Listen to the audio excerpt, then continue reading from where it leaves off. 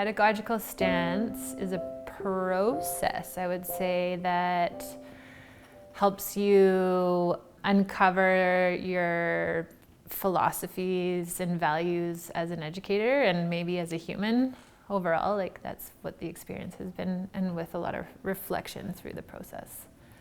So a pedagogical stance for me is a description of something I find really important that I want to incorporate in my practice. And so it's a way to take the research and the learnings that we've had and the experience that I've had and sort of analyze it and bring it together into a statement that reflects something important. It identifies yourself, how you're going to teach the students, and what you're going to do in your classroom, and how you're going to work with your community. So the essence of the pedagogical stance is for teachers to reflect over time on their identity as teachers and to grow and practice and iterate and continually shift and change, to learn, to unlearn, and to relearn pedagogical practices that were a part of their lives themselves as students when they were in the school system, and to be able to think strategically as a teacher. What's important to me, and how am I going to best contribute to the lives of the learners that are in my care?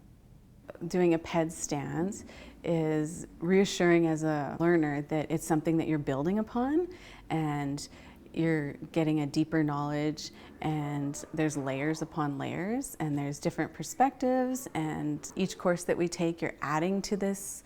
You know, we always talk about a toolbox, but I felt like at different times as an educator, this is like, you know, you're putting into your bag all these different ideas and concepts, and it was something that was building within you instead of just knowledge that was to be regurgitated. It was part of who you were becoming as an educator. It was to ensure that we had an aspect in the program that looked at teacher identity, that enabled teacher candidates to see themselves as educators and make links between who they are, their lived experience, their values, theory, and pedagogy. So it's really a connecting of these pieces as a through line throughout the program to help teachers in their process of becoming, and help the teacher candidates recognize that they are educators already and they're in a process of construction, deconstruction, and reconstruction.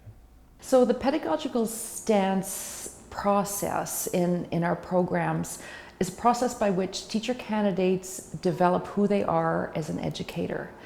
They come in with their values and points of view and experiences already with rich backgrounds, and then they start learning about what it is to be an educator. And throughout the program, teacher candidates have several opportunities to present their pedagogical stances as they are at that time, each term. And with each presentation, as the terms progress, it is really exciting to see the progress that the teacher candidates make, how they deepen their connections to their readings, to their place, to their coursework. One of the beautiful things about revisiting the pedagogical stance is that it allows teacher candidates to be able to engage in something that's actually a part of our practice throughout our careers as teachers. And that is the practice of deep reflection. Reflecting on who we are as teachers, reflecting on what it is that we've tried and what we've done, and then putting into practice those strategies, those instructional practices that are going to make a difference for our learners, and then make sense of them and see if indeed what we're doing is something that's having an impact. I had a really traditional experience in school, and as a neurodivergent learner, that was really tricky for me because I didn't always feel that I was welcome or safe in the space that I was learning in. So having this PED stance where we kind of have to deep dive into what our pedagogy is and what we want to be able to teach our students when we get older and become certified teachers. I think the most important thing for me is just maintaining that safe environment, and that's really come to light by doing these PED stance presentations. One or two of the core aspects of my pedagogical stance are equity and diversity is a huge one, ensuring that there is a balance of all learners being heard in the classroom. And the second one I would say that is foundational for me is inquiry-based learning for the students, giving them the choice of what they're doing, giving them the chance to create rubrics and create their own learning opportunities with me so that they have that engagement piece as well as that learning piece. There is so much knowledge that I have gained these past 2 years. Land-based learning, play-based is the number one. Students come first, and having the students' choice, let them decide what they want to learn. That way it's more meaningful for them and to get to know them. When I think back to creating my first one, I felt, like most people, a little kind of worried about, am I doing this the right way? But I felt like I was really supported in finding my path with creating my pedagogical stance. And it came really down to me for where I saw myself as a teacher, my belief systems around being a teacher and what that meant, and where I felt like I was headed. It creates an opportunity for teacher candidates initially just to get used to this idea of them deciding what's important and anchoring their emerging stance in key ideas that they've been exposed to in the program. Each term, they're exposed to new theory, research, pedagogy, and yet they're working and we're creating an opportunity for them to continue to consolidate, connect, and refine. I think halfway through we realized, this is professional development, and this is something I'm going to be doing my whole time as a co-learner and an educator. I'm learning new things, I'm unlearning new things, I'm working with different people, different ideas, and it's teaching you how to evolve in our world. It's about really, really embracing and embodying pedagogy and what we're learning. And I think when you come at it from that perspective, it's so much more meaningful and valuable to us as teachers to have that pedagogy before we can even go into the school. So you truly know what you as a teacher have to offer. So at the beginning, when I was crafting my PedStat statements, the kinds of learnings and evidence that I would include were mainly school-based. So things that I had learned here in Nelson or our online classes.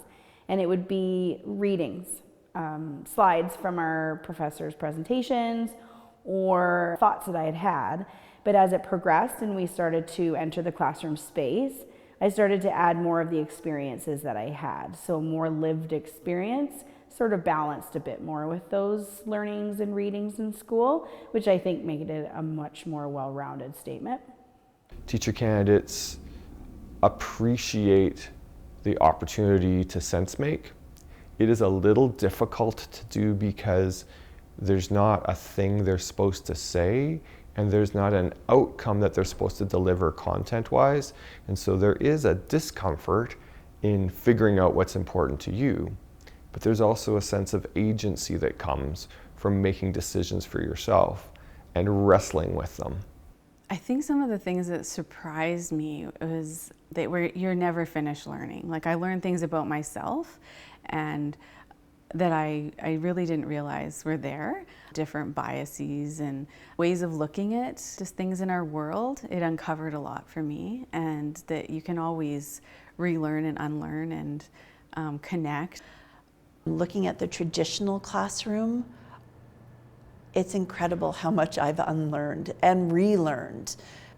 We don't have to be in desks. We don't have to be facing the front of the classroom. The teacher is not the only educator in the room. They're also not the only learner in the room. Like, we are all learning from each other. And I think a lot of that traditional colonial classroom, we don't have to be there anymore. We can start our mornings outside. We can move our classroom into different environments. We can collaborate with other classes, which I think is really huge, especially when we get back to those northern schools and the multi-level classrooms. We commit time in the inquiry courses throughout the program to scaffold this process. We invite teacher candidates to keep some kind of a portfolio, or Terry Taylor describes it as a shoebox, or a metaphorical shoebox, to keep things in that are important or significant as artifacts to come back to or resources to refer to. And then as we move through the semester, towards the end of the semester, we stop and say, what are some significances for you? What are some things that are becoming really important and foundational for you across the courses and the experiences? And then we ask teacher candidates to draw from their experiences in classrooms and schools, their own autobiographies, their engagements with other educators, but also research and theory. While that's not an easy process, it's an important process to figure out how these things to go together, because practicum is connected to theory and theory is connected to practice, and practice is always connected to who you are. So the advice I would give to future teacher candidates when you're going through your pedagogical stance is to really hone in on your practice, figure out who you are, and allow it to evolve. We start with one aspect of what we think we are, but then as we go through our readings, as we learn the theory, and then we get to actually apply it in our practicum, we find ourselves evolving so much more as educators. So we begin at one place, but we grow so much through the process. Don't stress about it too much. You're gonna learn things. Like, there's so much information and so many new techniques and strategies that you learn to take, and that it's kind of up to you, your choice. You kind of pick which ones stick with you and which ones don't. And I think you're also like unlearning a lot of stuff that you brought with you that you weren't aware of. And so, like I said, you probably will stress out a little bit before each one, but like I've never left one feeling stressed or bad. I think like you get a ton of support during them. And so it just helps you to grow as a teacher. Speak from the heart. Do what's true to you as a teacher, because nobody else is going to do it better. Keep notes or artifacts, anything that you can that helps you remember things that are striking, and it doesn't have to be a ton of stuff, but just things that were really important or powerful to you. I would say keep it simple. Let it be from your heart. You know, I think that now more than ever we need educators who are able to like come from their heart and not from, you know, a textbook or BC curriculum or whatever. It's like really come from a place of like what is important to you as a human being and also as an educator. And it's okay to not know what your pedagogical stance is. It will change and grow as you change and grow as an educator. You know, you are bringing your full, authentic self, because that's what it takes to be a great teacher, is to keep your mind open, to be willing to be uncomfortable, to have your beliefs challenged, and just also take in new perspectives that you might not have considered before. So I would say, to sum it up, keep an open mind and don't be defensive when you're confronted with information that might not align with previous thinking. I think it's really important to know who we are as teachers, what's important to us, what our pillars are that ground us in this work, because those will be moved and they will be challenged and they will be pushed around a lot. So understanding what your stance is and what's important to you so that you can be grounded in that feels so essential. And then the second thing is, now I get to look back to the beginning, and it's like I have a timeline of my pedagogical stance over time, and it's a real gift to have that and to see how I have changed and how I have not changed and what is, you know, moving around in me as an educator. It's about embedding in the careers of teacher candidates what their entire career path is going to be about in education, which is continuing to change, to be lifelong learners, to respond to the needs of the children and youth in their care, and to be the very best teachers that they can be.